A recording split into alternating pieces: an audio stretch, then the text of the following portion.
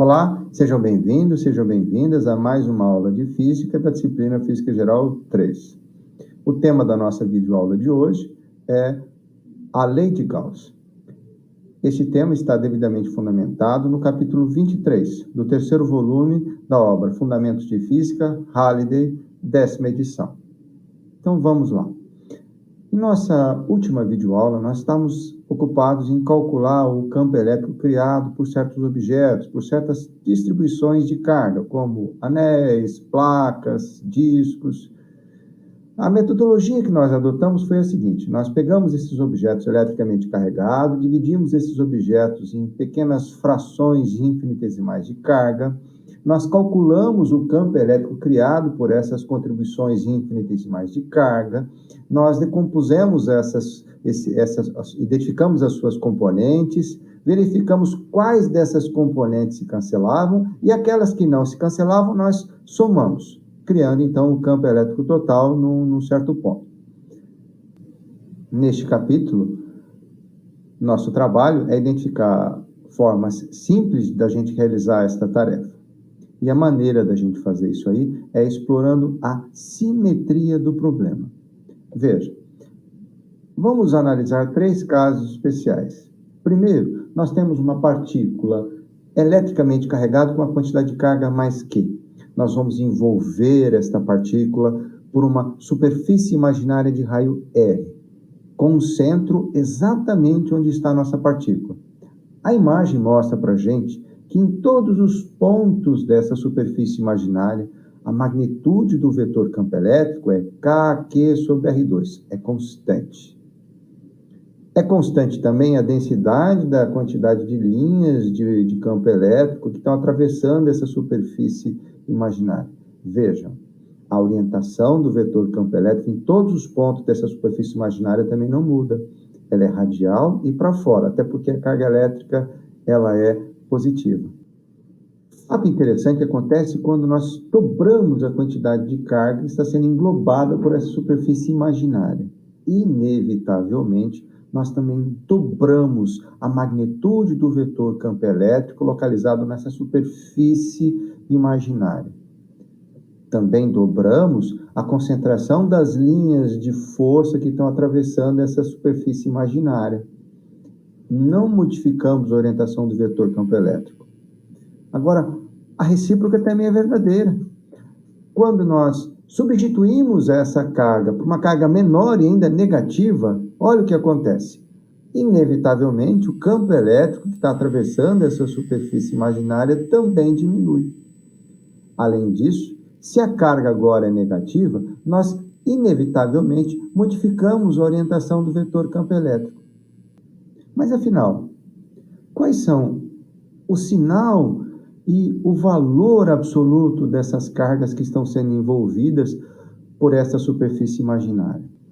Então, para tentar responder essa pergunta, o físico e matemático alemão Johann Carl Friedrich Gauss chamou essa superfície imaginária de superfície gaussiana e procurou correlacionar o campo elétrico em todos os pontos dessa superfície gaussiana com a carga elétrica total que estava sendo englobada por ela.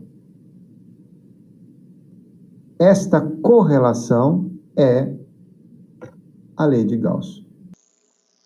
Na maioria dos casos, nós não podemos usar a lei de Gauss simplesmente observando o sentido e o comprimento do vetor campo elétrico em um desenho, como nós acabamos de fazer.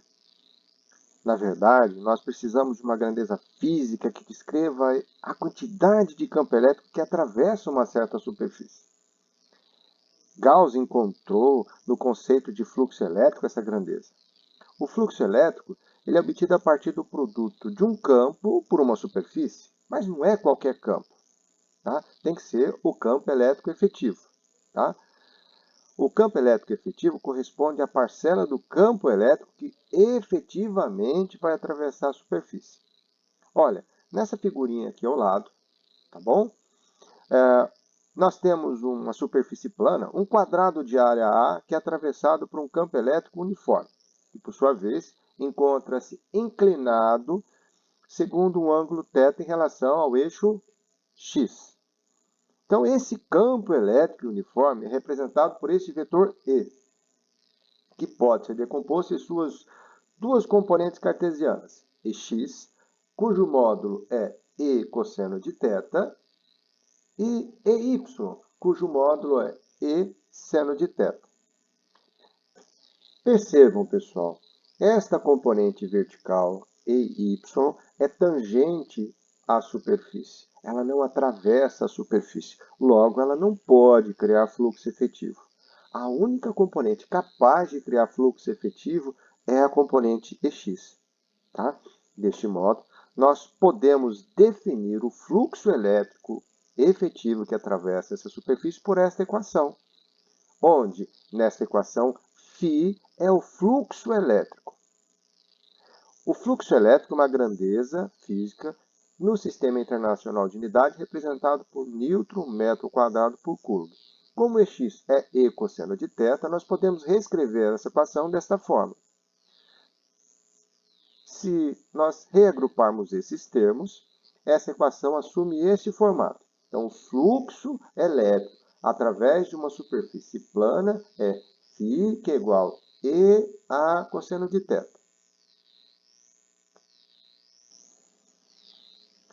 Neste momento, eu gostaria de convidar a todos para olhar para esta superfície plana que nós acabamos de analisar. Vejam, a sua orientação em relação a um referencial cartesiano qualquer pode ser descrita a partir de um certo vetor, que é o chamado vetor unitário n, que é perpendicular a esta superfície. A partir deste vetor unitário, nós podemos criar um novo vetor, o chamado vetor de área A.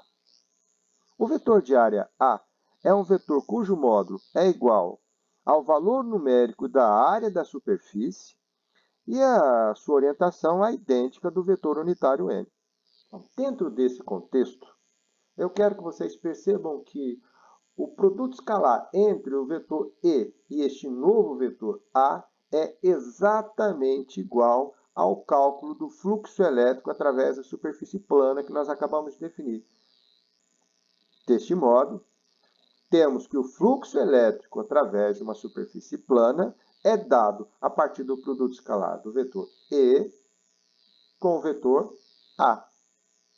Então, a partir desse produto escalar, nós percebemos que o fluxo elétrico através dessa superfície ele será máximo toda vez que os vetores E e A forem paralelos.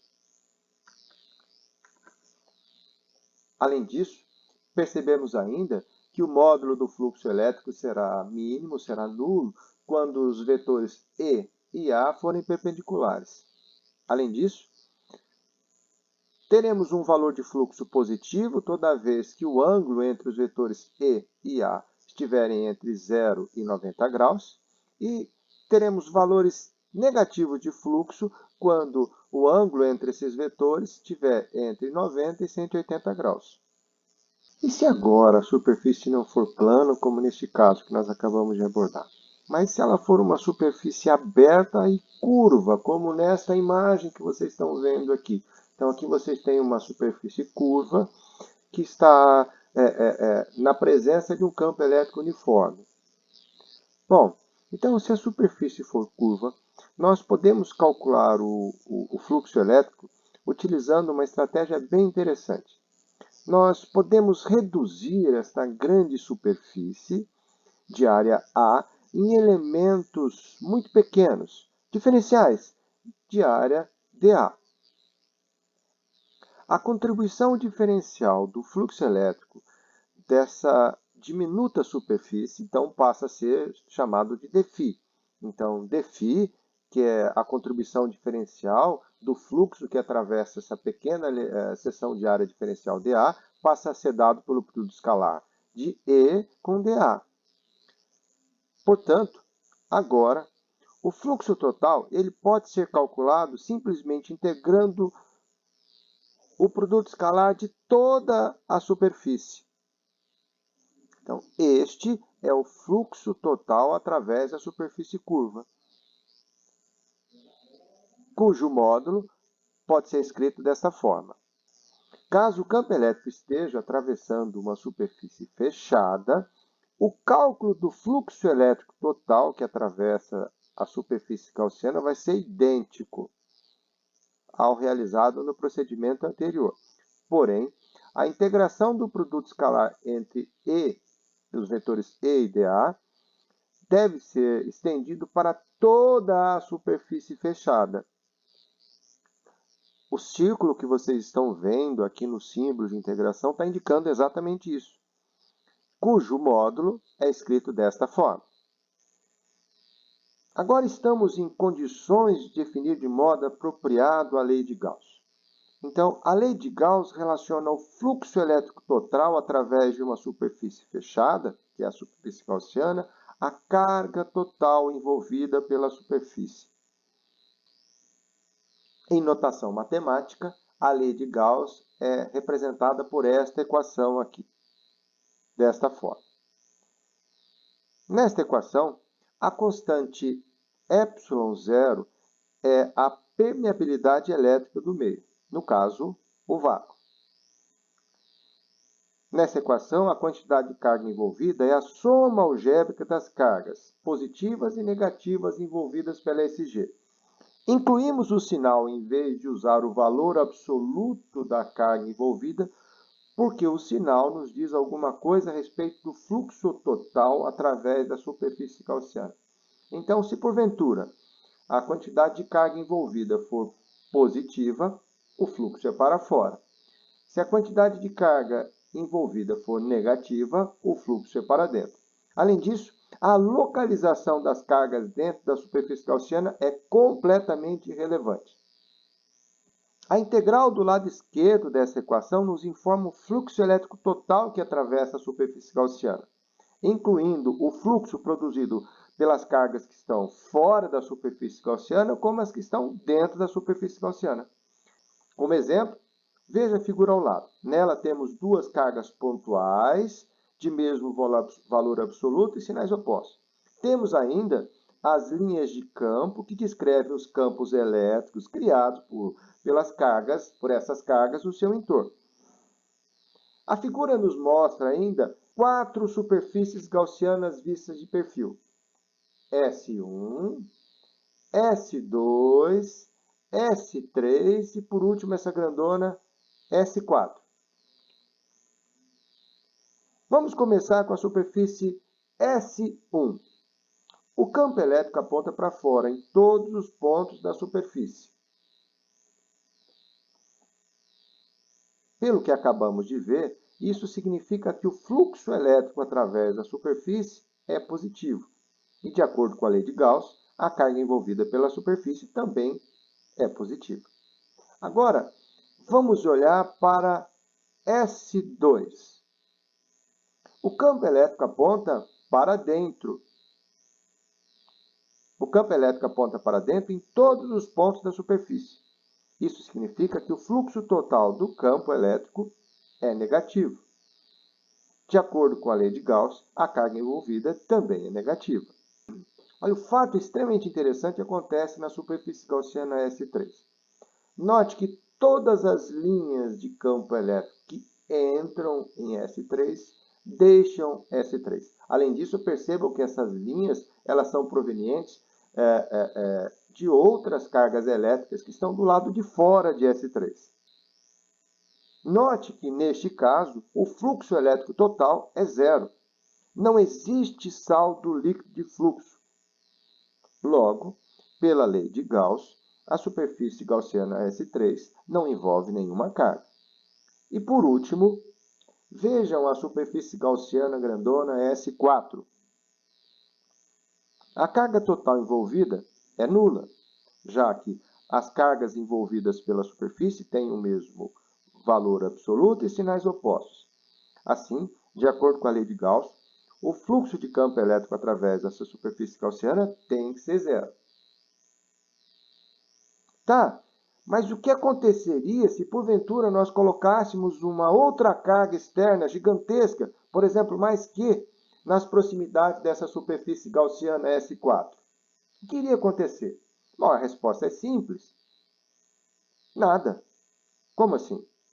A configuração das linhas de campo certamente seria modificada pela presença dessa carga externa, mas o fluxo total através das 4 superfícies gaussianas continuaria o mesmo, já que todas as linhas de campo elétrico produzidas por essa carga elétrica externa mais Q iriam atravessar totalmente as 4 superfícies gaussianas, sem contribuir de maneira alguma para um saldo líquido de fluxo total diferente de zero. O valor de Q não apareceria de nenhuma forma na lei de Gauss, já que mais Q estaria do lado de fora das 4 superfícies gaussianas em questão.